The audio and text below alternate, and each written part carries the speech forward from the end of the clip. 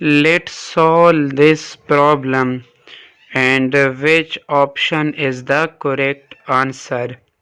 1 times 3 power 9, 2 times 3 power 9, and 3 times 3 power 9. So 1, 2, 3.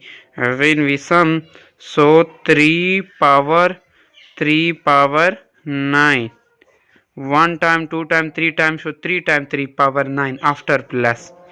When base same, the power will be add 3 power 1 plus 9. So 1 plus 9, 3 power 10. We can write this 3 power 5 whole power 2.